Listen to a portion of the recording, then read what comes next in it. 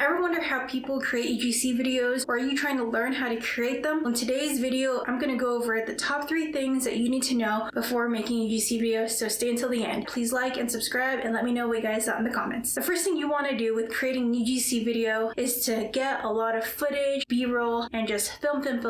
You want to have as much footage as possible. Basically, you want your audience to feel like they're experiencing whatever it is that you're showcasing in your UGC video, whether that be a product, a service, or a location. The more footage that you have, the more that they'll feel like they're there with you. One of the key things with getting lots of footage is also getting a lot of movement with your footage. By that, I mean going from left to right while filming, or going up and down, or even zooming in and out. That's because it's going to help create more dimension in your videos, and it's really going to help create that picture for your audience like they're there. But having lots of footage to choose from is also going to be really helpful. For example, getting the inside of the restaurant while you're walking in, or being seated at the table, getting the decor, the food as it comes out. All of that is just really going to help create that experience for your audience. So getting as much footage as you can possible is really going to help, because later on when you're editing your videos, you'll have a plethora to choose from, and you can choose which ones you like and don't like. But you never want to be short of footage while creating UGC videos. That's a problem that you don't really want to run into. I think the more the better, because you can always delete the footage that you don't need later. The next thing that you want to include in your UGC video is a voiceover. That can be your own voice, or you can use the text-to-speech option that, for example, CapCut has, or TikTok, or whatever video editing software you want to use. I personally like to do my own voice because it provides more of a personal experience for the user when they hear your own voice, and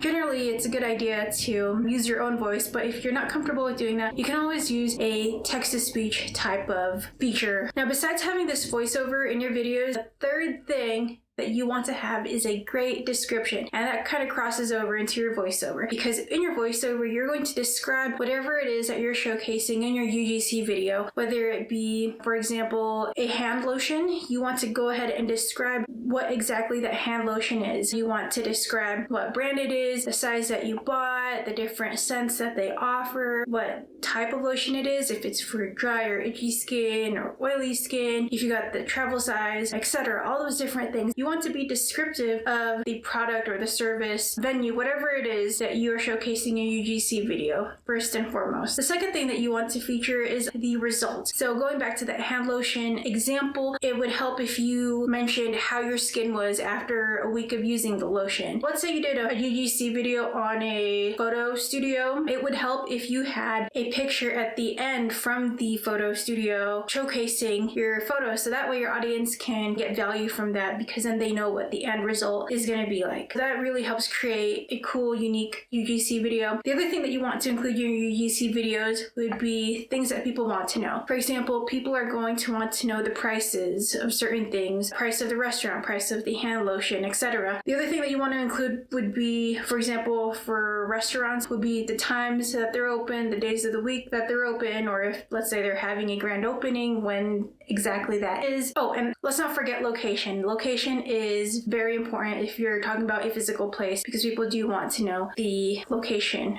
of restaurants, shopping malls, beauty supplies, etc. Whatever. What I really like in UGC videos pertaining to venues or restaurants or any physical place would be busy times, or when would be a great time to visit type of thing. That type of information is also really good, especially for your audience. Overall, just really listing down exactly what it is that they want to know. So anyways, an example of a voiceover that I would do for a UGC video would be something like this. Welcome to Ferrara's Italian restaurant, located on Flamingo and Paradise in Las Vegas. It's 5 minutes away from the Strip and offers authentic Italian cuisine that makes you feel like you're in the Amalfi Coast. It's a fine dining experience that's great for families and is also great for date night. This restaurant is open from 5 to 11 p.m. and is open weekly. Something like that. Something so that your audience what gets the gist. And let's say you forgot one of those things in your voiceover. Let's say I may have forgotten the pricing or something. Like, you could always include that in your caption. So that is another thing I want to point out, is that in your caption you can always put little pieces of information in there, or like a summary of your UGC video to really drive the points home to your audience. But if you forget something, you can always include that in the caption. But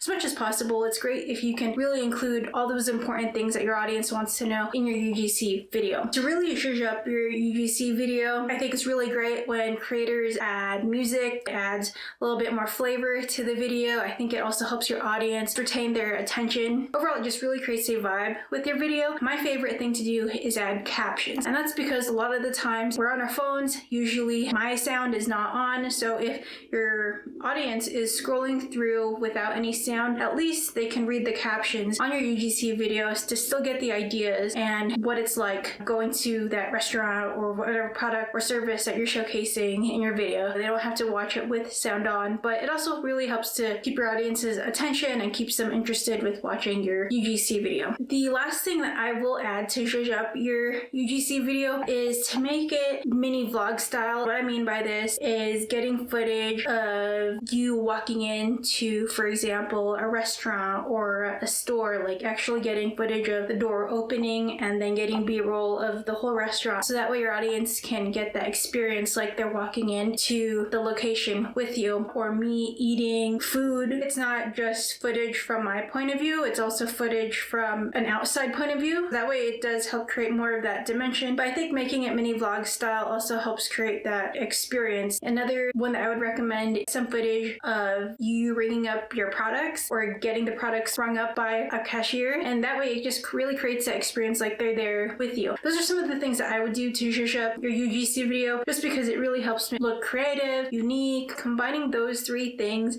in your UGC video is really going to help your audience understand and experience whatever it is that you're showcasing. Anyways guys, if this video brought you any value, please hit that like button, subscribe, and let me know what you thought of this video, and I'll see you guys in the next one.